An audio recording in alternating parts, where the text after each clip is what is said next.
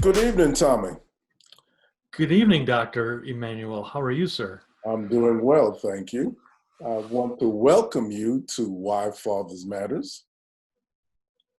I am honored to be here, and I love being able to share positive fatherhood with not just your audience, but with you and getting to learn um, myself. And I'm just so thrilled to be here. Well, it's a pleasure to have you, and we're going to kind of jump right into things. You have a kind of an extensive experience about talking about fatherhood and your own experiences as a father in a traditional family and in a blended family. So we're going to kind of jump right in there and really start talking about some of your experiences as a father. Why don't you tell us a little bit about yourself and what you're currently doing? Well, again, my name's Tommy Maloney. I'm the co-founder of Blending the Family.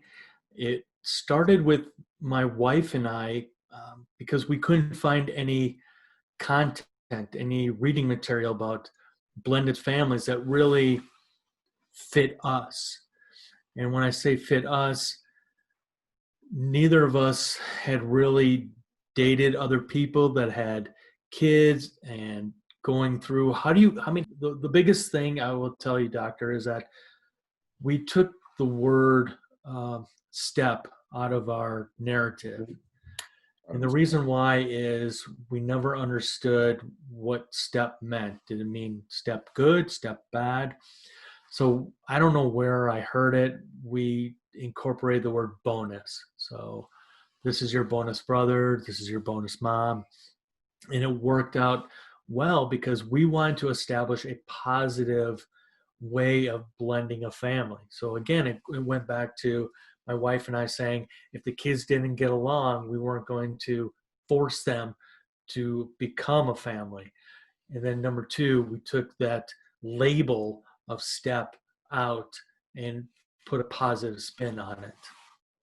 I agree with you on that. The label, the stepdad or stepmom, that it kind of has a negative connotation to it.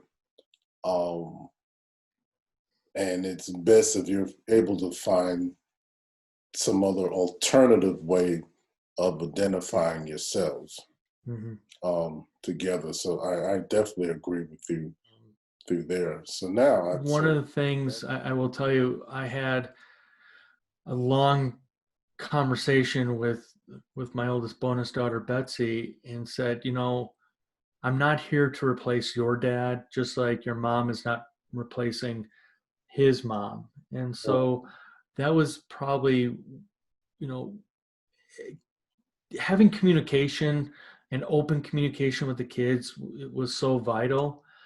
And I didn't really want them to call me dad. They already have a dad, and right, he's a wonderful guy. He's in their lives, just like my son's mom is in his life. And so that's where, again, I think my wife and I really created a positive foundation for our kids to be open and honest, and at the same time that you're not required to call me dad, whatever you want to call me. um, it, you know it works. I mean, and not every family is going to follow that path, and that's fine, right. but this is what worked for us. And then after the game, my wife came up to me and said, yeah, your former wife came up to me and talked to me. And I'm like, really? How did that go? And she said, it went really well because apparently Connor was talking to his mom about Anne's daughters in a positive light. Right. And so my former spouse wanted to meet the lady that's now becoming part of her son's life. And so it was one of those where I didn't know how to react other than, okay, he's talking about us. He's talking about us as a family unit. And so, Right. again, it goes back to creating a positive environment. And it didn't turn into a reality show. Thank goodness, no.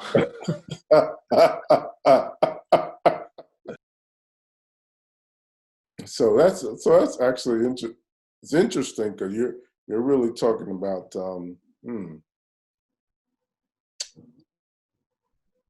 multi-family relationships. It's basically Definitely. what you're talking about, so, which actually is a little bit different um, than in a lot of blended family situations that I'm familiar with. Because basically, generally, it's just your spouse's children or vice versa. However, in your case, it's gone to the ex spouses as well, actually coming together. So all the spouses and ex spouses are together. So that's actually different.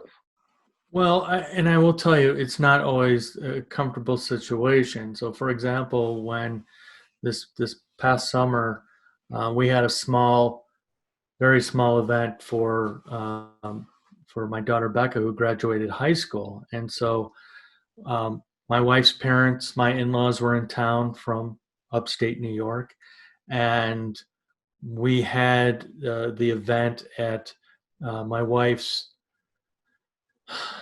former spouse at their they have a public pool area, Right. and so that was interesting because we had to spend time at the house that she and her former spouse lived in and were married in, and so then we had to go across the street, and so. But the one thing I will give my wife a lot of credit is, and this is where I've learned a lot from her, is putting your differences aside and doing what's best for the kids. And even though you don't want to be in that house that you spent your marriage in, you have to occasionally just suck it up, buttercup, and again do what you need to do as a co-parent.